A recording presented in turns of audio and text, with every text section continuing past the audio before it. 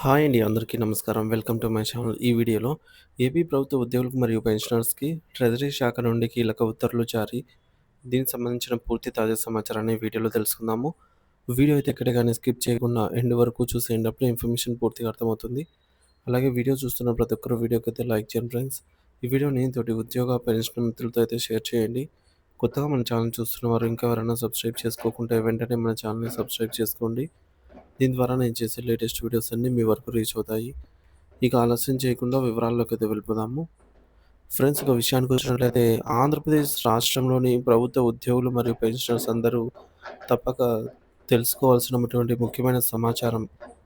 ఆర్థిక శాఖ ఆధ్వర్యంలోని ట్రెజరీలు మరియు ఖాతాల డైరెక్టరేట్ మెడికల్ రియంబర్స్మెంట్ క్లెయిమ్ల సమర్పణ ప్రక్రియకు సంబంధించినటువంటి కొత్త మార్గదర్శకాలను అయితే జారీ చేసింది. సర్క్యులర్ మెమో వివరాలైతే ఇక్కడ చూడొచ్చు. సర్క్యులర్ మెమో నెంబర్ 150642/2025 జారీ చేసిన తేదీ 22 ఏప్రిల్ 2025.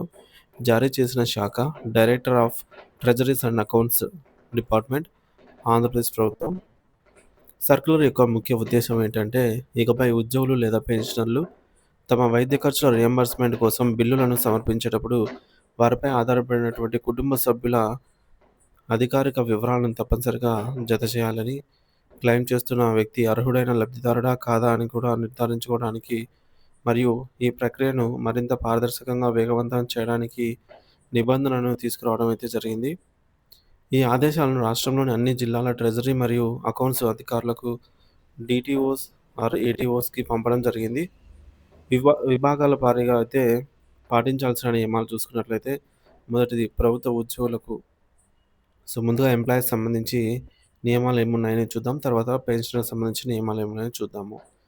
ముందుగా ఎంప్లాయీస్ సంబంధించిన నియమాలలో ప్రస్తుతం సర్వీస్‌లో ఉన్న ప్రభుత్వ ఉద్యోగులు మెడికల్ రియంబర్స్మెంట్ కోసం క్లెయిమ్ చేసేటప్పుడు కొన్ని సూచనలైతే పాటించాలి. అవేంటంటే, సర్వీస్ రిజిస్టర్‌లో వివరాలను నమోదు చేయాలి. ప్రతి ఉద్యోగి తమ సర్వీస్ రిజిస్టర్ యొక్క మొదటి పేజీలో తమపై ఆధారపడిన కుటుంబ సభ్యులు అంటే భార్య లేదా భర్త, స్పౌస్, పిల్లలు, తల్లిదండ్రులు వారి పూర్తి వివరాలను స్పష్టంగా అయితే నమోదు చేయించుకోవాలి. తర్వాత కాపీని జతచేయడం. మెడికల్ బిల్లులను సమర్పించేటప్పుడు సర్వీస్ రిజిస్టర్‌లో కుటుంబ సభ్యుల వివరాలు నమోదు చేసిన పేజీ యొక్క జిరాక్స్ కాపీని, a copy of family members entry made in the service register తప్పనిసరిగా బిల్లుతో పాటుగా అయితే జతచేయాలి. ఇక తక్షణ కర్తవ్యం. ఇప్పటివరకు ఎవరైనా తమ ఎస్ఆర్‌లో కుటుంబ సభ్యుల వివరాలను నమోదు చేయని పక్షంలో వెంటనే తమ సంబంధిత కార్యాలయ అధికారులను సంప్రదించి ఆ ప్రక్రియను పూర్తి చేసుకోవాలి. ఇది భవిష్యత్తులో క్లెయిమ్‌ల తిరస్కరణను అయితే నివారిస్తుంది. ఇక రెండోది పెన్షనర్లకు. విశ్రాంత ఉద్యోగులు తమ మెడికల్ క్లెయిమ్‌ల కోసం సూచ్ ఆహ్, సో, పెన్షన్‌కి సంబంధించి కొన్ని సూచనలు అయితే ఉన్నాయన్నమాట. మెడికల్ రియంబర్స్మెంట్ కోసం క్లెయిమ్ చేసేటప్పుడు పెన్షనర్స్ ఏ విధంగా ఏమేమి పాటించాలనేది చూద్దాము. Pension payment order. పెన్షనర్లు తమ మెడికల్ క్లెయిమ్‌లతో పాటుగా వారి పెన్షన్ పేమెంట్ ఆర్డర్ పీపీఓ కాపీని జత చేయాలి. పీపీఓలో పెన్షనర్‌తో పాటు వారిపై ఆధారపడిన కుటుంబ సభ్యుల వివరాలు కూడా ఉంటాయి. ఖచ్చితంగా ఇదైతే యాడ్ చేయాలి. అధికారి ధృవీకరణ. సమర్పించే పీపీఓ కాపీపై సంబంధిత ట్రెజరీ అధికారి, ఉదాహరణకు ఎస్టీఓ లేదా ఏటీఓ చేత ధృవీకరణ అటెస్టేషన్ చేయించి ఆ కాపీని బిల్లుతో పాటు అయితే సమర్పించాల్సి ఉంటుంది.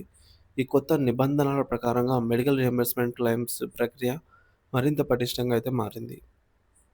మొత్తానికి ఉద్యోగులైతే తమ ఎస్ఆర్‌లో కుటుంబ సభ్యుల వివరాలు ఉన్న పేజీ కాపీని అయితే జతచేయాలి. పెన్షనర్స్ అయితే ట్రెజరీ అధికారి చే ధృవీకరించబడినటువంటి పీపీఓ కాపీని జతచేయాలి. ఈ ఆదేశాలను ట్రెజరీలు మరియు ఖాతాల డైరెక్టర్ శ్రీ మోహన్ రావు గారు జారీ చేశారు.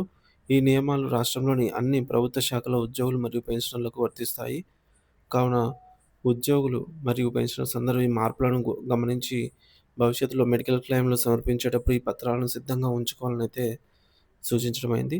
ఫ్రెండ్స్, ఈ వీడియోని తోటి ఉద్యోగ పెన్షన్ మిత్రులతో కూడా షేర్ చేయండి. వారు కూడా వారి యొక్క మెడికల్ రియంబర్స్మెంట్ క్లెయిమ్ చేసుకునే ముందుగా ఈ యొక్క సంబంధిత పత్రాలు ఏవైతే అవసరమవుతాయో వాటన్నిటిని కూడా వారు ముందుగానే ప్రిపేర్ చేసి రెడీగా పెట్టుకొని అప్లై చేసుకుంటారు.